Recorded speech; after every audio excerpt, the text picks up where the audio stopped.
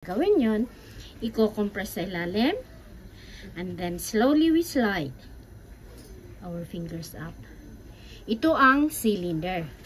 Cylinder at cylinder ang nauuna bago natin siya i-shape to another shape.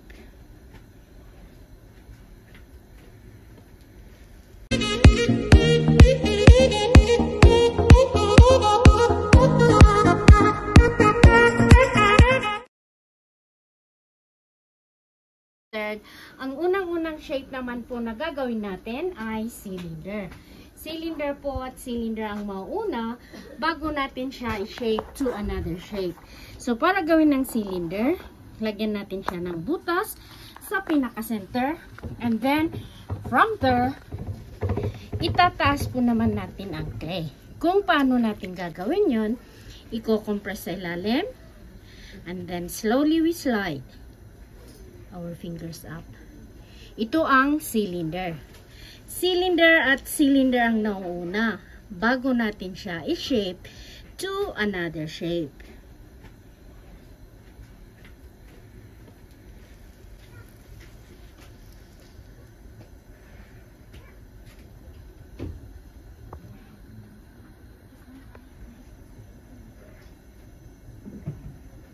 At ito naman po ang ating cylinder.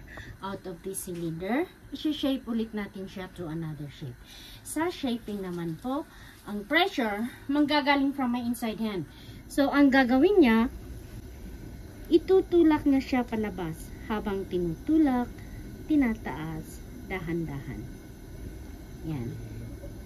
Ngayon, dito sa gitna, itulak natin paloob, dahan-dahan, we will go up, up, up, up, at bago naman po sa pinakamataas,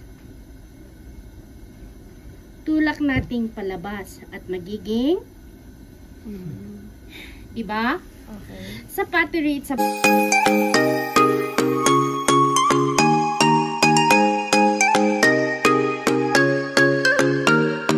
feeling. Try to feel how thick or how thin so you would know when to stop. So dito, pwede pa natin siyang palubuin dito.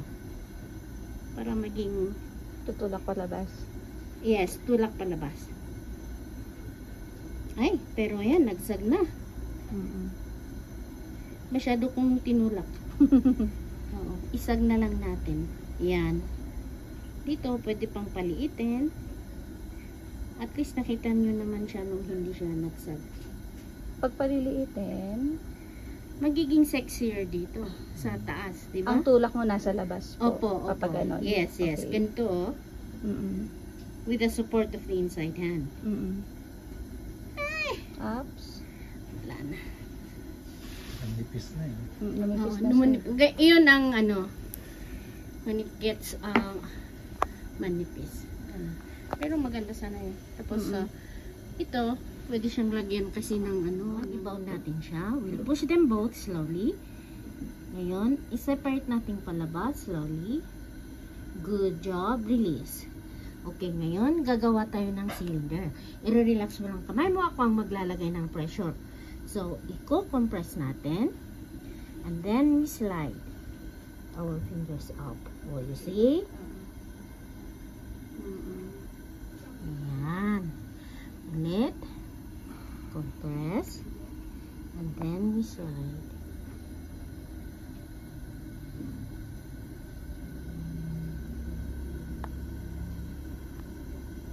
Okay, feel natin dalawa. That is your cylinder. You just have to go up. Slide your hands up. Walang pressure. Ay, sorry. Huwag mong pitpitin.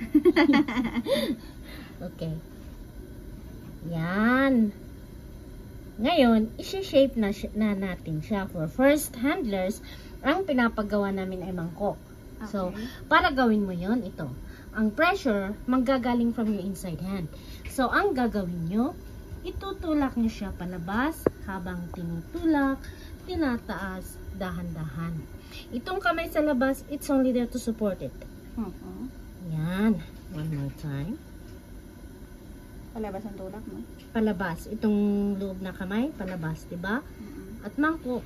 Kaya ito, tingnan mo. See? One more time. Sige nga ito. Tulak ng palabas. Dahan-dahan.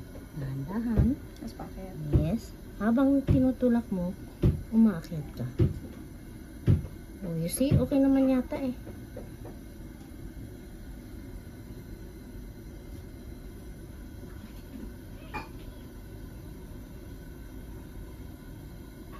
Alright. That's your bowl. Di ba bowl yan?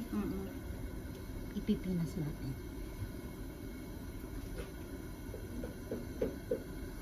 Okay lang ang kamay mo, ha?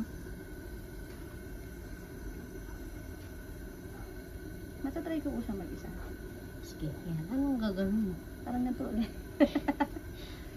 Wala, hindi mo siya pwedeng pitpitin tapos gagawin ulit. Kasi hindi na siya mabubuo na ganyan. Okay. Basta ang gagawin mo na lang, itulak mo siya. Gawin mo yung ginawa natin, itutulak mo siya palabas, at titingnan natin kung ano ang itsura. Dahan-dahan lang, okay? Ganyan. Ay, oh, you see? Mahirap siya. Straight lang. Hindi, at saka walang pressure dito. Walang pressure nito. Sige, yan lang. Straight lang. Ba't gumaganyan? Straight lang. Ganyan, no? Yan. Oh. Wala na. Kasi Manipis na. Manipis. Oh, see? Sige nga, eh. Mahirap ito. Kailangan ng practice. Ayan. Diba? Ayan. Sige, tulak nga dyan. Tulak. Ayan. Tulak. Para hindi. Ayan. You see, ganyan ang paggawa.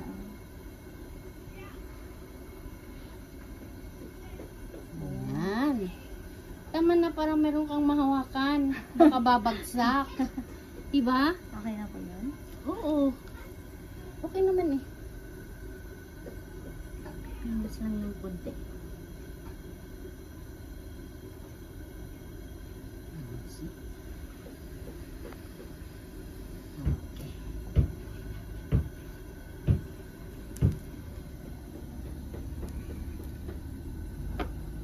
Finish na finish.